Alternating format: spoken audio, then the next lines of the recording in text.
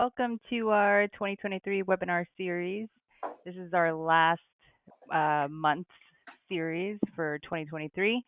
If you've been with us, you know that each month we talked about insurance solutions that you and your clients can consider, plus the significant impact on insurers and their post-pandemic strategies.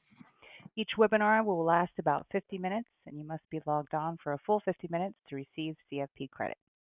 Please be sure to ask questions as you have them by typing them into the questions box.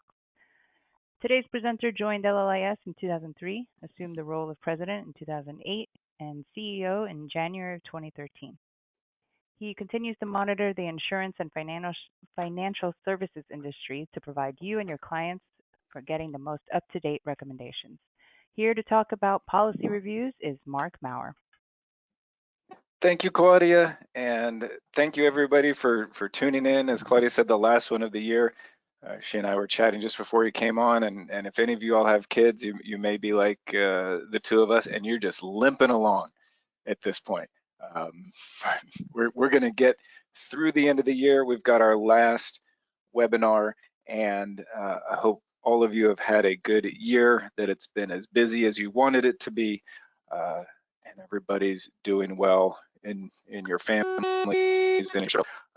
Thank you very much for tuning in to us all year.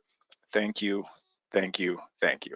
So there's the end of the year, but now we're going to start talking about next year and things that are on your list, your clients' list. And I'm going to talk a little bit about things to do with existing policies to make sure that next year your clients' term policies don't lapse, or if they need to make a change to a policy, how to make those things easy. But what's often on a lot of lists are taking a review of clients' existing policies, specifically life insurance policies, what we're going to talk about today. And it happens as you bring on new clients, especially beginning of next year, as you start having client meetings again, get through taxes, and you're bringing on new clients, they're going to have all of these policies. So today we want to say, in the new year, when you bring on those new clients or clients come to you with existing policies, having that idea of what are things we want to be looking at next year and where we can go from there.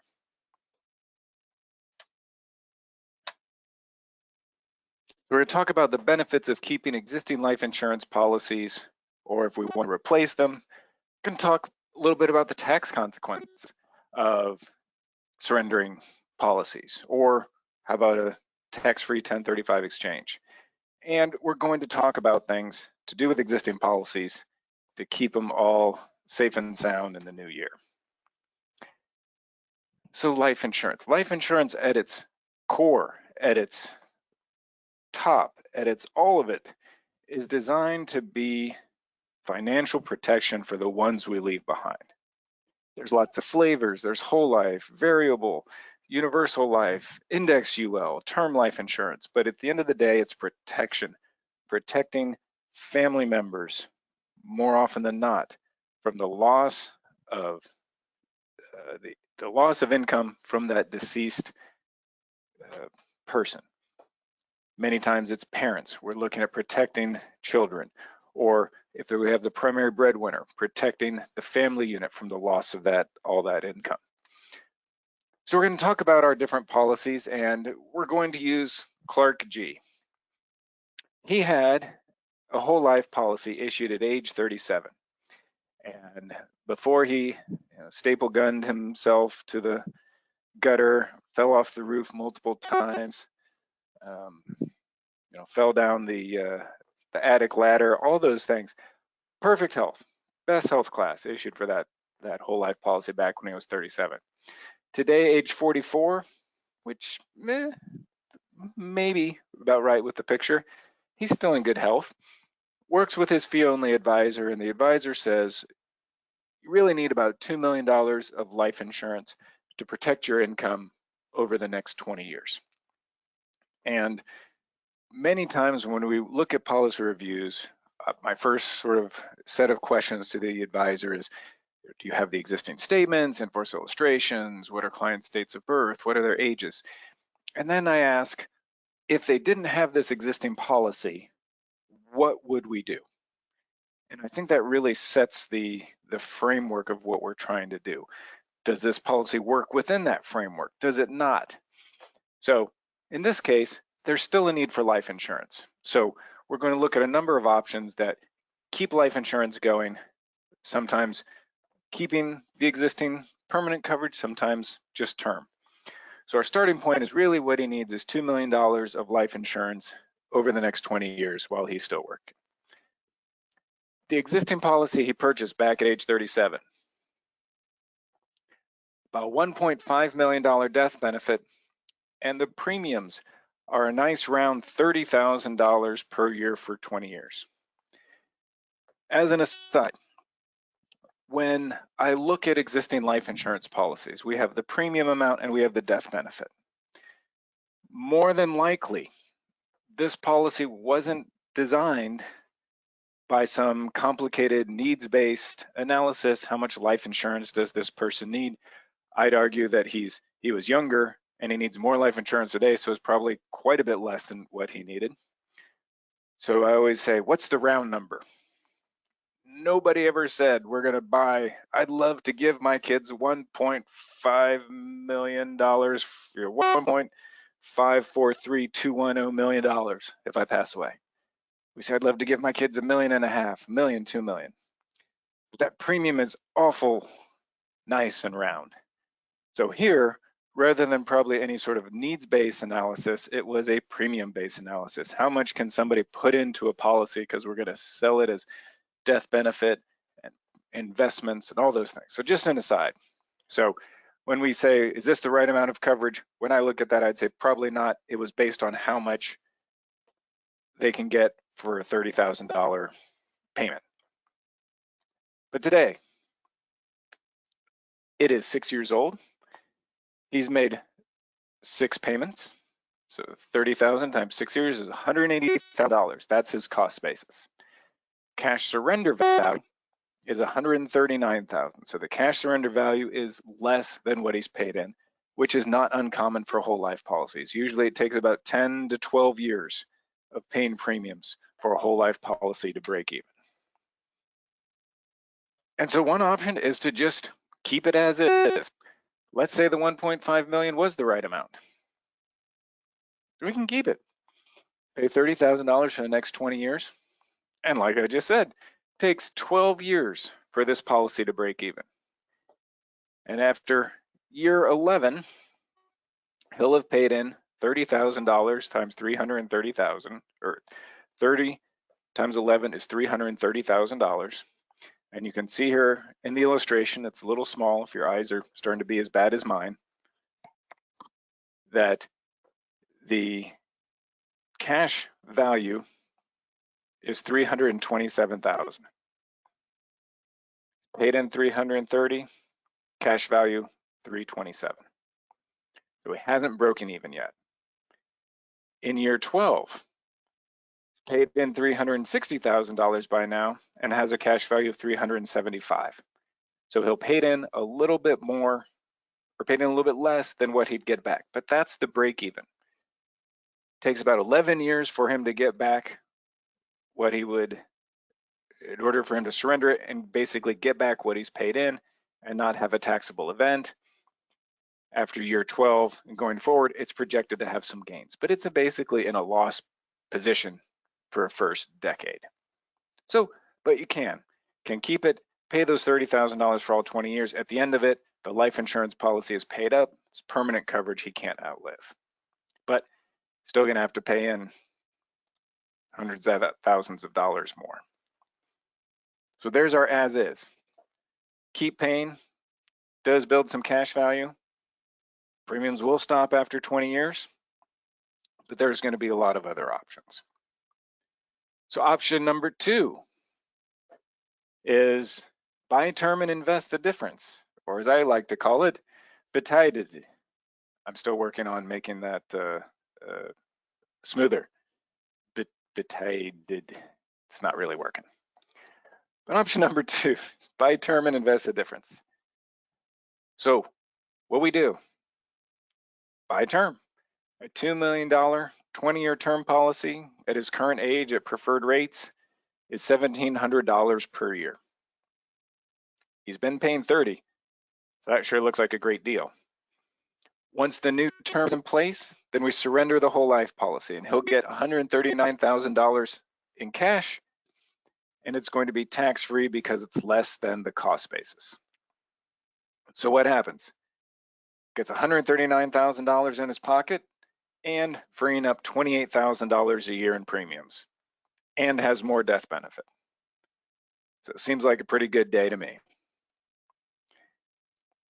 Option number 3, the RPU, reduced paid up option, and add term. So client has had permanent life insurance for the last 6 years. Maybe as part of the purchase process, sales process, he wants to leave life insurance, not only to his spouse, but to his kids at some point, whether that's now 20 years, 30, 40, 50, 60 years from now. So maybe there is a desire to have some permanent life insurance, some life insurance he can outlive. So another option for Clark is the reduced paid up policy and add term.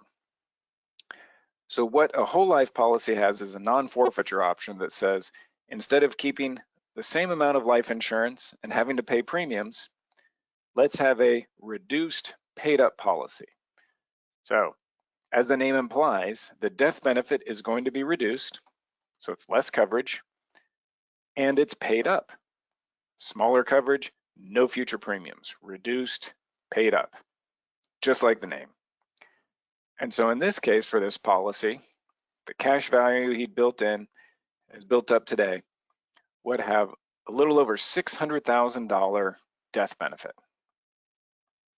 Reduced, paid up, no future premiums on that.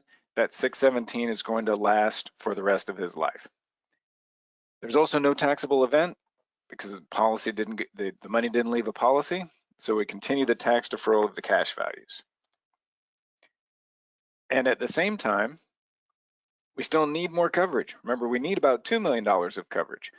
So we don't add a $2 million 20-year term policy, we add a $1.5 million 20-year term policy. So now premium's only $1,300 a year. In this scenario, the difference here between option 2 and option 3, because either way we're freeing up $29,000 of premium. In option 2, we get the term and the $139,000 goes into his pocket. With the reduced paid up in term, that $139,000 stays in a permanent life insurance policy. So fairly similar, it just depends on, is that 139 going to go into other things that I'm pretty flexible with, or is it going to stay in this life insurance policy? Option number 4, guaranteed universal life, GUL, and add term. So that'd be GULAD. I'm trying, it's not working. What we'll do is we'll 1035. So 1035 is a section of the Internal Revenue Code that allows you to transfer cash values from one insurance contract to another without creating any taxable event. So we're going to 1035 the cash values into a new policy that maximizes the death benefit. So the reduced paid up is going to have cash value and life insurance, but it's fairly small life insurance. Similar design, similar idea, 1035 to a new policy, but instead of minimal life insurance, we're maximizing the life insurance. Has no future premiums, but a little over $900,000 death benefit. So almost 50% more death benefit than the reduced paid up option. Again, no taxable event for either of those options. Maximizes death benefit. The trade-off is it may not have cash value growth. The reduced paid up has cash value is going to grow, low life insurance. This is more life insurance, may not have cash value. So the GUL is a little more term-like, more life insurance, less cash value.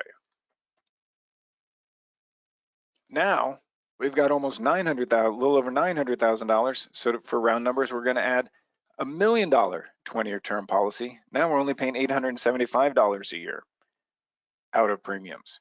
We were paying $30, now we're paying $875 a year. All options seem like a pretty good day to me after meeting with clients. You were thinking, Mark, can there be more options? Yes, there can, because there's option number 5.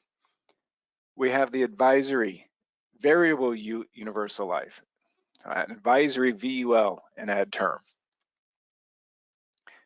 We're going to do the same as the last option, take the current cash value into a variable universal life policy.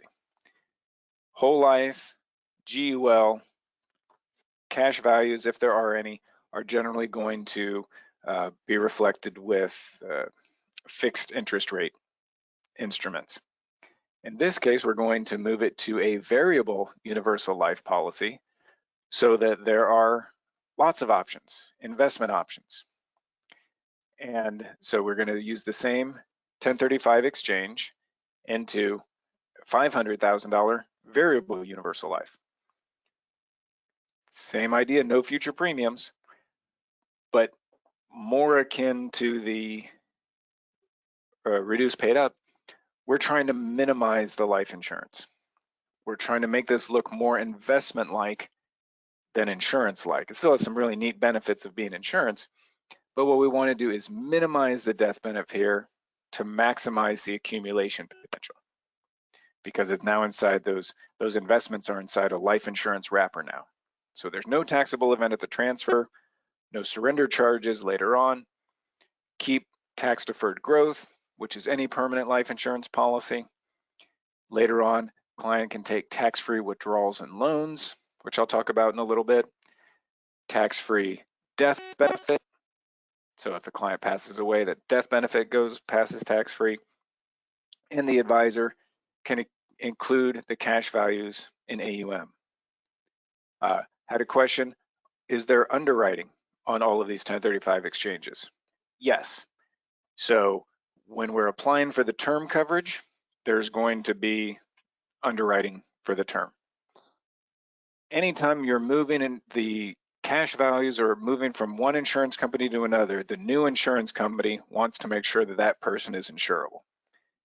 So whenever you get an insurance policy, the approval is based on your health, your information all at today, today's health, underwriting, all those things.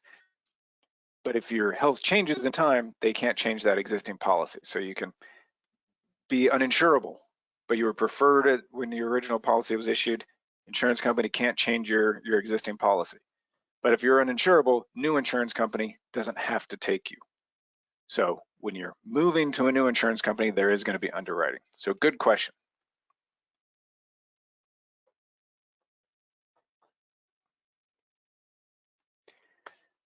Now, because we use a smaller amount of permanent coverage, we're going to go back to the $1.5 million 20-year term. Premiums $1,300. Still freeing up 28 grand, almost 29,000. All kind of good days. Option number 6. You thought 5 options were good? I've got an option 6. Term and 1035 to a single premium deferred annuity. I'm not even going to try to make that one word. It's way too many letters and numbers. Client has a cost basis of $180,000, cash surrender value of $139,000. He surrenders it, just cancels the policy, he'll get that $139,000 tax-free because it's below his cost basis, but you can't deduct the loss on a life insurance policy. So the idea behind term and 1035 into an annuity is we take that $139,000, move it to an annuity to try to grow back up to the $180,000 cost basis. So you get the $2 million of 20-year term, and then we exchange the cash value, 139, into something that's going to grow. Rates are a little bit higher than the last time I updated this. So some rates are close to 5.8% now, but depending on the number of years, it may or may not be helpful. So In this case, we're going to have at a 5.4% rate over 3 years, the 139 grows up to 163,000. It's below the 180, so no tax. 5.2% for 4 years grows up to 170, pretty close to 180, tax-free. 5 years grows up to 181,000, 181,853 to be exact. Now it's in red because there's a gain. When we moved from the life insurance to an annuity, with either life insurance or annuities, when you surrender a policy, you owe ordinary income tax on the gain, what you would get above the cost basis. But inside of an annuity, because it's considered a retirement account by the government, there's also an additional 10% IRS tax penalty on gains pre-age 59 and a half. He's only 44. In 5 years, he's not going to be 59 and a half or older. So if it grew up above $180,000, he's going to owe ordinary income tax on 1853 and a 10% penalty on 1853, barely small. So I don't know if I'd be more excited about 170 tax-free, knowing it could have been 180, or getting 181 and paying a little bit of a tax on 2,000. Not sure which way I'd go, but that's an idea too. So I'll pause there for a breath and see if there are any questions.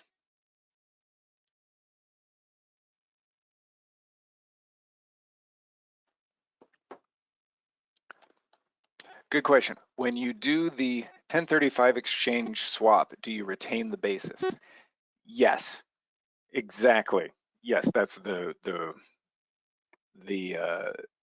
reason we would do the 1035 exchange in sort of those scenarios, because when we move to the annuity, what transfers over is the same cost basis, 180,000, and the same cash value, the 139. So when you do the transfer, the cash value and the cost basis transfer. So that's what lets us have it sit and maybe grow. Good question, because I probably didn't talk about that, or if I did, I zoomed right over it. So thank you. That's good point to bring up. So we talked about 6 options when the policy was in a loss position. What if the policy was already in a gain position? So let's say it's still the same cash value, 139,000 for most of my numbers to work out, but he's only put in $100,000. So right now,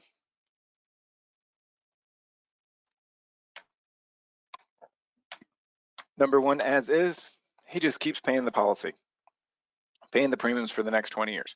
There's really no difference here.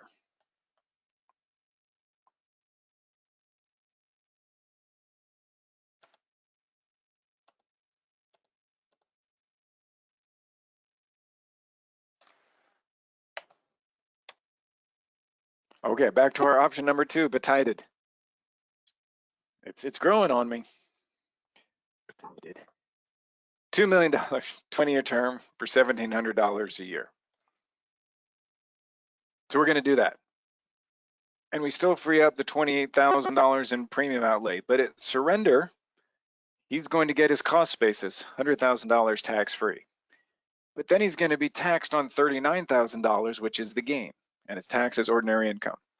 Now there's no 10% IRS penalty because it's not an annuity he's surrendering, it's life insurance. So now all of a sudden, number 2, betighted, is less attractive because we don't necessarily want to create that taxable event. So now the rest of our numbers options look a little more attractive. So our reduced paid up add term, there's no taxable event. We reduce that existing whole life plan. The policy is already in a gain, so we're just continue to kick the gains down the road and eventually pay off a tax-free death benefit. So option number 3 looks a little more attractive. We did almost all the things that we were wanting to do: free up premium, add some term, but we didn't create a taxable event today. So maybe more attractive. The GUL and add term, if still have a fair amount of wanting to leave something to somebody when I pass away, and if it's 60 years from now, this is another good option. When we do this 1035 exchange, the cost basis of 100 transfers over, the cash value of 139 transfers over, but because the IRS says you can do that whether there's a gain or loss, that cost basis transfers over, but it doesn't create a taxable event at that moment. So now that gain is just moved from insurance company A to insurance company B. If the client surrenders the new insurance policy at some point, he'll have to recognize the tax then, but there's not a taxable event at the transfer. So it looks very similar, freeing up $29,000 in premium.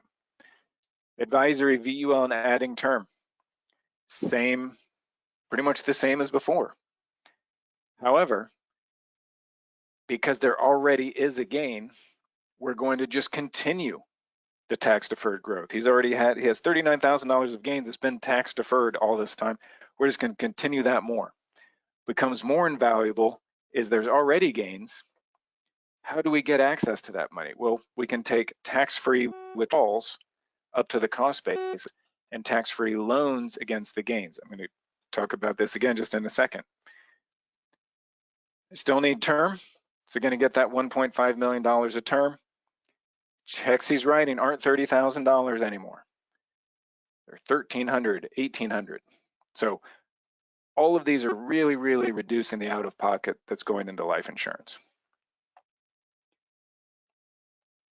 Another question, the reduction to paid up is not a new policy and not a new company, correct?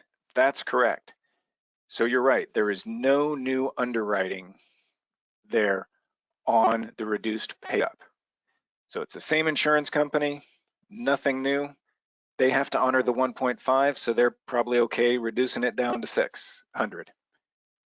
No new underwriting. So if someone's not in great health, well, if they weren't in great health, we might want to keep the full 1.5. But let's say it's a different situation for a client. Maybe they don't necessarily need more life insurance, but really want to reduce the premium. That is a fairly simple way. It's just paperwork. No underwriting. You're reducing the risk to the insurance company, so it's not new underwriting, not a new company. Good question.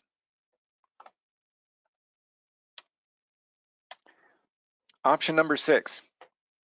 The policy is already in a gain, so I'm not necessarily excited about already doing a 1035 exchange to an annuity. Mark, why? Well, I'll tell you why. I knew everybody was waiting with bated breath. There are some really neat tax benefits of life insurance that you lose when you go to an annuity. Both offer tax deferral of gains. True. However, almost everything else benefits life insurance. So with this life insurance policy, it's already in a gain position. With life insurance, you can take tax-free withdrawals up to your cost basis first. So that can be the first money out. With an annuity, you can't. With an annuity, your first withdrawals come out of your gains. So you owe tax on the money. You basically take out the taxable money first. With life insurance, let's say I exhaust my cost basis with withdrawals, I can take tax-free loans against the gains. I can do that with life insurance. With an annuity, no loans on an annuity. If you take money out, you're taking the taxable money out first. Tax-free death benefit? Yes, on life insurance. Doesn't matter how much gain there is in the cash value. Death benefit of a life insurance policy passes income tax-free. With an annuity, many times annuities will have what they call a death benefit or an enhanced death benefit rider, money that passes on to somebody at death. Except for a spouse, when that passes on, if it passes on to a non-spouse, so a death benefit to a spouse can basically carry the annuity on themselves. If it goes then to the kids, the cost basis goes to the kids tax-free and any gains are taxable as ordinary income to the kids. So if there's gains in an annuity, somebody has to pay the tax at some point in time. If there's gains in the cash value in a life insurance policy, the death benefit is tax-free. No pre-59.5 IRS penalty on gains with a life insurance policy. There are an annuity. But if you truly cash it in, they work the same. So if you're just going to cash in a policy, it's got $5,000 worth of taxable. It's $450,000 of cash value, and there's $1,000 of taxable gains. I wouldn't move it to an annuity. I would cash it in. Say, whoops, I owe tax on $1,000. I'm going to get $449.5 tax-free or after tax. That works. That works for me. Question: how do we get to a $39,000 gain position? I did the first set were based on the idea that we had a loss in the policy, and then I switched it to say, what if our cost base wasn't 180,000? What if it was only 100,000? And then I did a second set of option sixes, assuming they were gain. Would the reverse be true? Planning to 1035 an annuity into life insurance to convert gains into tax-free death benefit. I love the way you think. That would be the greatest thing in the insurance world. It's so good the IRS says you can't do it. Because you're exactly right. Because when you move those cash values from a life insurance to an annuity, you're decreasing the tax benefits. It's too good to go from an annuity to a life insurance policy. You're actually increasing the tax benefits. So the IRS allows a 1035 exchange 3 out of 4 ways: life to life, annuity to annuity, life to annuity, but does not allow an annuity to a life contract. But I like the way you think. If you can call some people at the IRS or Congress or whoever and have that happen, I'd love it. All right, I'm going to talk about 2024 goals. So any other questions about those ideas? And not necessarily that these are going to be good options for every client.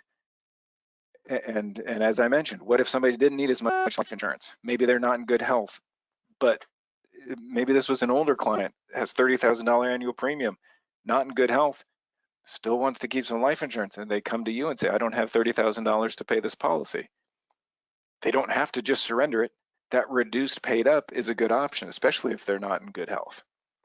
Now, if they're really not in good health, they may want to keep paying the premiums and pass on to $1.5 million. But say their health is just fair to middling. They just don't want to pay the premium. So that reduced paid up is always an option. So a number of options we can look at for clients.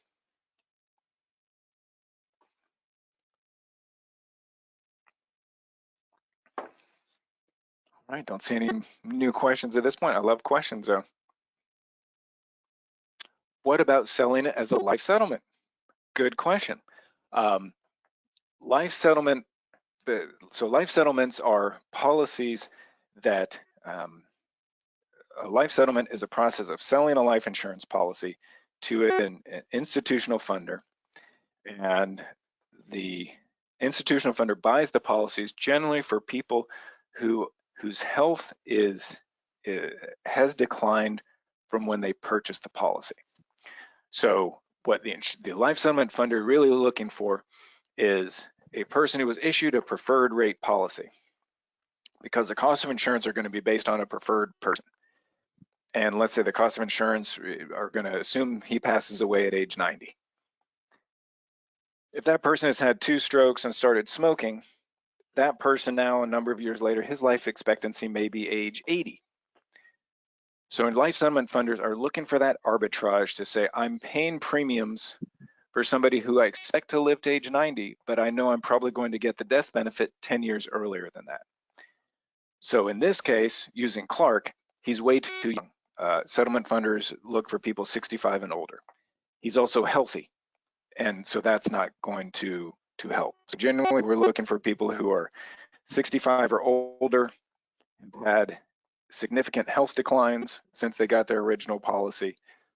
So that is a good question, sort of beyond Clark's in this scenario. Okay, we're gonna jump to other tidbits for 2024. A couple more, and if I can get to them, I will come back. Keep owner information up to date. So 2024, your clients have policies. We know it. They're going to come to you. Maybe they've purchased them through us. The important thing to know about the owner is the one who controls the policy. Most of the time, we own our own policies. I own my own policy. I name my wife as the beneficiary. She owns her own policy and named me as a beneficiary. I hope. I haven't looked at it in a while. I think I've been good. So those are the people who own it. A number of years ago, when we didn't have, for estate planning, spouses, you didn't have the unlimited marital deduction. So spouses would often own their own policies. So I might call the insurance company and say, this is an insurance policy on my life. I want to make a change. The insurance company says, well, you can't. You don't own it. With the unlimited marital deduction, there's no real reason not to own your own policy anymore, but that still hangs out there. More common, it's going to be a trust. A business owns a policy on a person. Just remember, it's the owner that controls the policy, not the insured. Only the owner can make changes to the policy. I think it's important, especially if the owner isn't the insured, to have a bank account in place. Ideally, if it's already owned by a trust, there's a trust bank account, so premiums are coming from that trust. More importantly, if something happened to the person, there's a place for those. If the owner is a trust, more often than not, the trust should also be the beneficiary, because then you update your trust beneficiaries and have all the things you want to do with your money, so you're not updating it multiple places. The trust is usually the beneficiary, and therefore if something happened to the insured, then the insurance company has a place to pay that death benefit. There's not a bank account. Sometimes it can be tricky to open a bank account if the person who can open the bank account just died. Also, keeping trust and trustee information up to date. If I set up a life insurance trust and name my grandpa as the trustee, and he passes away, and one day I want to change the bank account and they get a letter showing Joe Schmo as trustee of Mark's trust, the signatures don't match. They aren't going to know what to do with that. So keeping that information up to date with the insurance company is good, so that when time comes to make some of those changes, they can. Keeping beneficiaries up to date, same thing. With individuals, it's social security numbers, addresses. With divorce decrees, sometimes people have to keep the beneficiaries a certain way.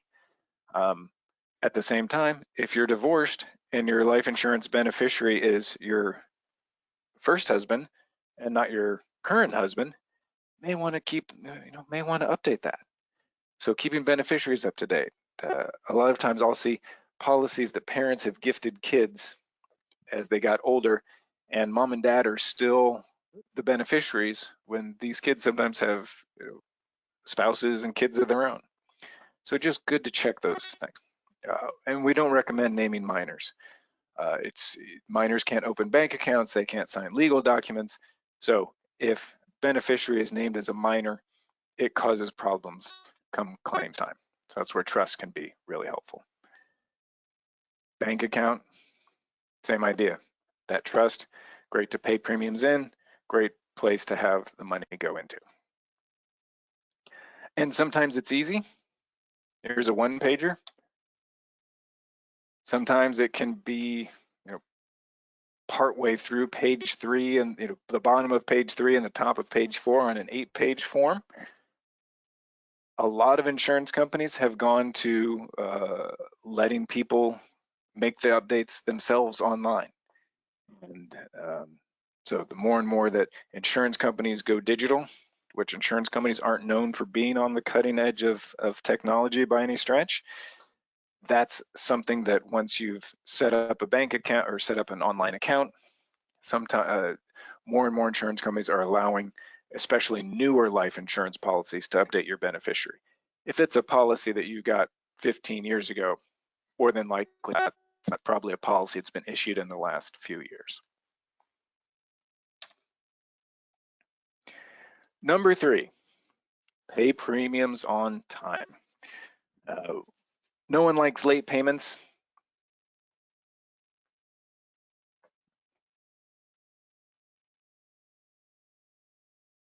Oh, question, kind of relating to some of that. Assuming the owner is the insured and there's a joint revocable living trust, would you name the trust as primary beneficiary or spouse as primary, then trust as secondary? That's a good question. I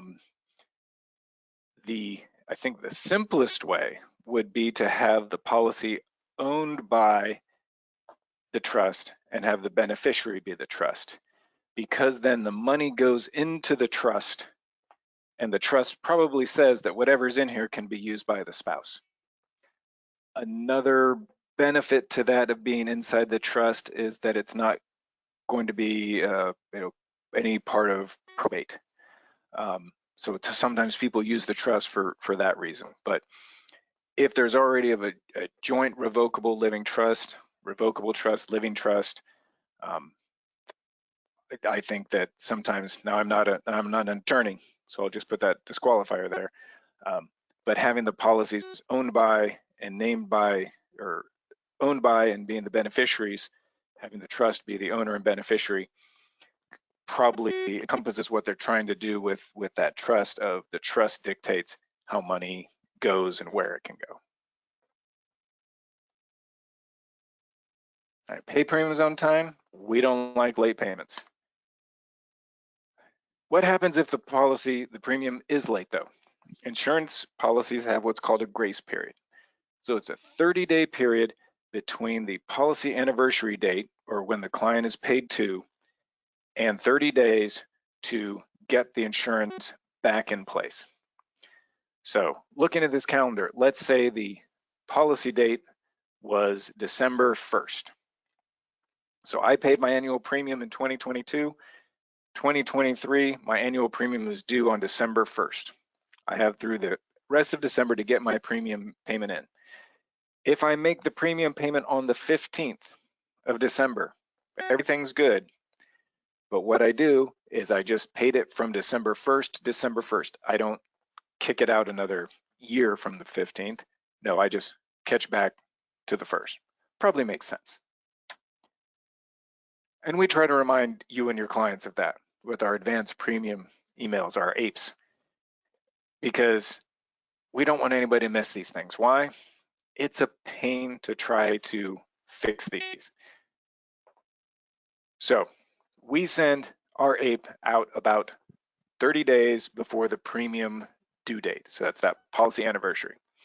The insurance company usually sends the premium request out somewhere between 2 weeks, 10 days before the policy is due. That always feels close to me, but because of the grace period, it usually isn't a problem. And I think the insurance company's probably studied it for many years, and if they do it too early, people say, oh, I'll get to that later. Probably need some little urgency. Policy goes into the grace period if it's not paid on 1/4. Premium due date was 12/4, that's the policy date. On 1/4, the policy lapses without payment. After 1/4, you can request a reinstatement. You have to apply for this. You have to pay back premiums, which leads me to number 4, which is really pay premiums on time, because we don't want to do reinstatements. Your clients don't want to go through that. No one wants to. It's so much easier to pay premiums on time than go through reinstatement.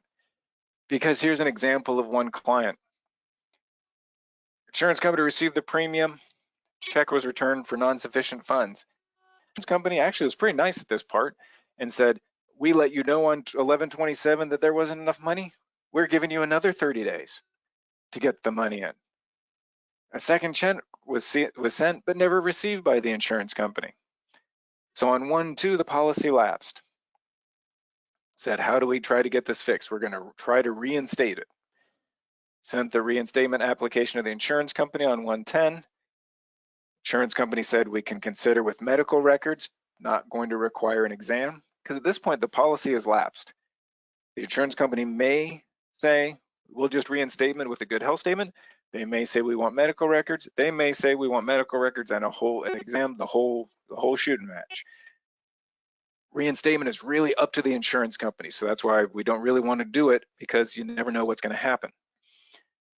The client got their medical records because they have to send them to the insurance company. Records received. Luckily, the insurance company reinstated the policy. No significant changes to health, so the policy was reinstated. That was scenario one. Scenario two, you can probably imagine that I use a different example. This particular client had a history of the monthly bank drafts being returned for non-sufficient funds. Return for non-sufficient funds, grace email sent. Policy paid, but back in grace. In this case, the client paid the 1 month just to bring it back due, but it had already gone into the next month, so it was already in grace again. So we sent another grace email. This time the policy did lapse. Sometimes this is the danger of non-sufficient funds and things happening. You pay, you just get it caught up. You actually get it caught up just enough that it's not lapsed, but it's not ahead of the game. And that's what happened here. Policy lapsed. We sent the reinstatement form, got a decline letter. Regretfully, we cannot approve every request for reinstatement. Must inform you that our underwriting department has declined reinstatement due to unadmitted prescription history. There's 1, 2, 3. Well, on the application, there were 4 things that weren't disclosed. So why? Number 3 and number 4 are pay premiums on time. Pay premiums on time. Even to go along with number 3 and number 4, consider automatic bank draft. I do. I'm not just the hair club for president, hair club for men president. I'm also a client. I have all of my personal policies on automatic bank draft because I don't want to do reinstatement. No one likes reinstatement. What's so good about automatic bank draft? Well, it's automatic and it's a bank draft. You can't miss them. So I like to look at this at the lapse rate by payment mode. When we pay, if you look at monthly is that bottom line, because most insurance companies, monthly you have to do on a monthly bank draft. The lapse rate is the lowest for all scenarios. Lowest of all time. Why? Because the insurance company is going out there and just getting your money every month. Which I appreciate. I mean, I've got 2 kids, I've got everybody here at the office. I appreciate somebody just taking care of that for me. But it costs more. I recognize that, but for me, it's worth it because I'm never gonna miss something. I'm not gonna go into reinstatement. Semi-annual costs a little bit more because insurance company doesn't have the money all year to invest. Semi-annual, twice a year, instead of $1,000 annual. So we assume $1,000 annual premium. You take the modal factor and it will tell you what your modal premium is. So if the annual premium is $1,000, the semi-annual modal factor is 0.52. You multiply the annual premium by 0.52, you get $520 semi-annually. So that's $1,040, 4% more over the annual premium. Quarterly actually costs 8% more. Some people do quarterly.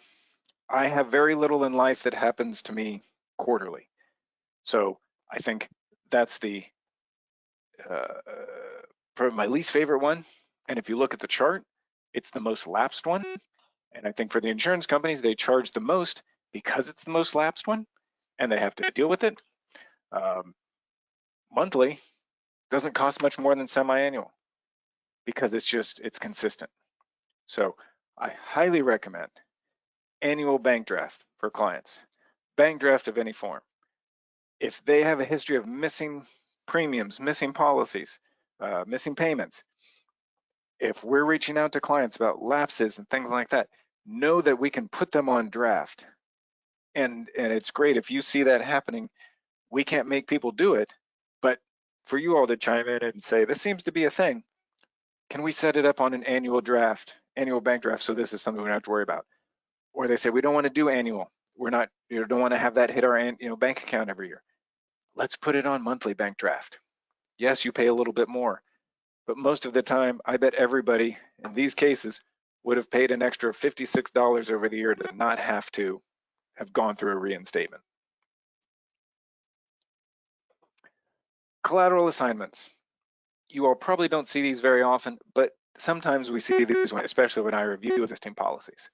A collateral assignment is effectively a lien on a life insurance policy that was pledged for a loan, usually to a bank, more often than not to the SBA. So a lot of clients will get SBA loans, take out life insurance policies, and then attach a collateral assignment to the life insurance policy. We don't want to name the SBA or the lender as a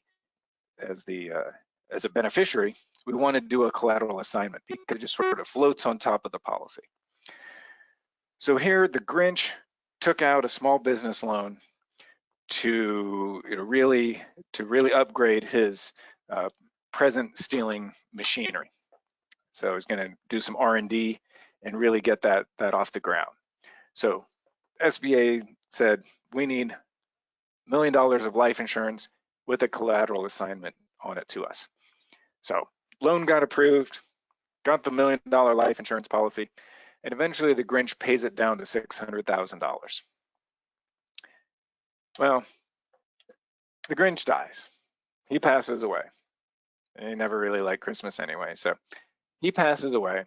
And what happens is the insurance company goes to pay out the money and says, "Sir," sorry, that was me making the screechy tire sounds. I could have done better. The insurance company says, wait, there's a collateral assignment.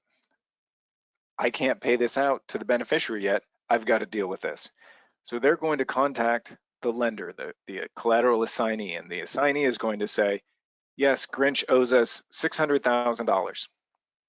So the insurance company is going to pay $600,000 to the bank, just what the loan is, and then is going to make the remainder of the payment to Max, who the Grinch named Max, his dog is the beneficiary. So Max is actually 100% beneficiary of the policy. So what it really says is pay everything of the policy to Max, but if I owe something to the bank, pay them first, pay everything else to Max. So it's very fluid because at any point in time, you don't know how much the Grinch owes the bank. If the Grinch had named the bank as the beneficiary and Max nothing, what happens is that $1 million goes to the bank. You may say, well, it was supposed to go to Max and only the amount of the loan. Well, there's nothing on that legal document, that legal contract that says anything like that.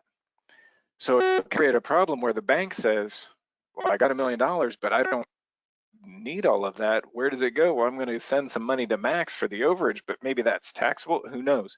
So we don't want to do that. Naming the bank as a beneficiary of a fixed amount is never good because that amount changes every year. So the lien just sort of sits there and floats. You name Max as 100% beneficiary of the policy and attach a lien so it's floating there. So make sure to submit your assignments. Actually, it's your assignment releases, because if the Grinch paid off that loan and passes away, it's going to hold everything up. The insurance company is going to say, going to go to pay it, and then tires screeching. We'll try it again. A little bit better. Tires screeching, and say, there's a collateral assignment. There's a bank. I've got to go contact them, see what it is. The bank's going to say the Grinch paid us off 2 years ago. Okay, well, the bank has to still sign the forms at that point. So where Max could really use the money right now, it has to wait. So if the debt is repaid, do it before anything happens, and then the owner can make any changes, because the owner really can't change it while the assignment's active. Now, money can't buy happiness, but it can buy me a boat. And sometimes you need money. And where are you going to get the money? Well, if you have permanent life insurance and you want to get money out of the policy, one of the first things I think about is, are you going to pay it back? So you can take money out of a life insurance policy 2 different ways. I can take withdrawals or I can take loans. When I take a withdrawal, It's technically called a partial surrender. So if I have a $100,000 cash value and a $500,000 death benefit, if I take a $10,000 loan withdrawal, my cash value is reduced to $90,000 and my death benefit is reduced to $490,000. It actually reduces the death benefit, reduces the cash value. It's like taking money out of your checking account. If I take a loan, now a loan is like putting that $10,000 on my credit card. The actual cash value is still $100,000. The actual death benefit is still $500,000, but there's a $10,000 loan that I have to repay if I surrender the policy by reducing my cash value to $90,000, or if I die, it reduces my death benefit to $490,000. But the policy actually didn't change. And so if all of a sudden, I get another $10,000 and want to pay it back, I can. The loan's away and the death benefit's back up to $500,000. If I take a withdrawal, I can't bring the death benefit back up by putting more money into the policy. And it's important to pay attention to loans. I did a review recently. Client had taken out loans on 3 different small whole life policies. That first policy, his interest is $1,800 a year on the loan interest because he's loaned out 80% of the cash value. So he's being charged $1,800 of loan interest. He's also taking loans to pay the $259 in annual premiums. So it's the loan premiums plus interest is costing him over almost $2,100 a year, but his dividend of $1,555 isn't covering that. So his loan is growing faster than the earnings in the policy. So for this policy, we talked about some ideas to either start paying premiums again, start putting some additional money towards the loan, because over time, what's going to happen is that policy, without some changes, is going to eventually lapse, and he's going to get a 1099 for the gains in the policy with no money in hand to pay it off. Policy number 2, good shape. I recommended he change the dividend of $791 to reduce the loan interest every year of $776. A little bit left over. It's going to go into the cash value, and that policy should tread water for a long time. Third policy, interest $512, the dividend $430. Recommended again changing the dividend to pay the loan. So the loan's going to grow by less than $100 next year. Not great, but hopefully can stem that tide right now and have it last for a long time. So good things to cover. The most important thing for 2024, though, is our LLIS Insurance Academy. And as a nod to the late, great Jimmy Buffett, it's going to be the changes in latitude, changes in aptitude, insurance the Margaritaville way, LLIS Insurance Academy. So it's the end of February at the Sheraton Sand Key Resort in Clearwater Beach. Depending on where you are right now in the country, you may or may not want to take a look at pictures of what it looks like today, because it's probably sunny and sandy and it's not cold. So that should be incentive to come down to Clearwater Beach, Florida, February 28th, March 1st. I can't promise that it's going to be warm, but I can promise it's going to be warmer than where most of you came from. So thank you all for tuning in. We'll be stay tuned for our 2024 schedule of webinars. Our Insurance Academy registration is live on there. Got the QR code, or you can go to our LLIS website, llis.com, log in there. And I think I've hit my time. So are there any other questions?